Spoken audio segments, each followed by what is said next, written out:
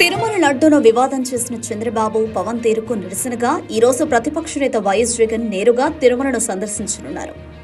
సాధారణంగా శనివారం నాడు తిరుమల తిరుపతి దేవస్థానం బిజీగా ఉంటుంది. రాష్ట్రంలోని ఆలయాలు సైతం భక్తుల రద్దీతో నిండుగా ఉంటాయి. సరిగ్గా ఆ సమయంలోనే ఈ కార్యక్రమం నిర్వహించడం వెనుక వ్యూహం ఉందని కూటమి పార్టీలు అంచనాకు వచ్చాయి. సాధారణ భక్తులు సైతం పూజల్లో పాల్గొనడాన్ని తమకు అనుకూలంగా మార్చుకునే ఎత్తుగడగా అనుమానిస్తున్నాయి. అయితే జగన్ను ఎలాగైనా అడ్డుకోవాలని హిందూ ధార్మిక సంఘాలు డిసైడ్ అయ్యాయి. పెద్ద ఎత్తున తిరుమల చేరుకోవాలని పిలుపునిచ్చాయి. మరోవైపు జగన్ డిక్లరేషన్ అంశాన్ని తెరపైకి తెచ్చారు కూటమి పార్టీల నేతలు.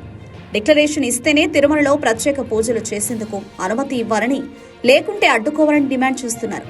ఇంకోవైపు తిరుపతి జిల్లా వ్యాప్తంగా వైసీపీ నాయకులకు పోలీసులు నోటీసులు ఇస్తున్నారు. లడ్డూ వివాదం నేపథ్యంలో 144 సెక్షన్ అమల్లో ఉన్న దృష్ట్యా సభలు, సమావేశాలకు అనుమతి లేదని తేల్చి చెబుతున్నారు. ఎవరైనా నిబంధనలకు అతిక్రమిస్తే చర్యలు తప్పవని హెచ్చరిస్తున్నారు. అయితే తిరుమల సందర్శనకు వస్తున్న జగన్ను అడ్డుకుంటే కూటమి పార్టీలపై విమర్శలు చెలరేగే అవకాశం ఉంది. తప్పు చంద్రబాబు, పవన్ చేశారని ఫోకస్ అవుతుంది. అందుకే భయపడ్డ కూటమి ప్రభుత్వం జగన్ తిరుమల టూర్కు లైన్ క్లియర్ ఇచ్చింది. దీనిపై డిప్యూటీ సీఎం పవన్ కళ్యాణ్ స్పందించారు. కూటమి పార్టీల శ్రేణులకు కీలక సూచనలు చేశారు. జగన్ పర్యటనపై మాట్లాడవద్దని, అడ్డుకునే ప్రయత్నం చేయవద్దని ప్రత్యేక ప్రకటన చేశారు. తిరుమల తిరుపతి దేవస్థానం స్వతంత్ర సంస్థ అని, దానిని నియంత్రించే ప్రయత్నం చేయవద్దని, దేవాదాయ శాఖ నిబంధనల మేరకు డిక్లరేషన్ అంశాన్ని టీటీడీ చూసుకుంటుందని చెప్పినట్లు తెలుస్తోంది.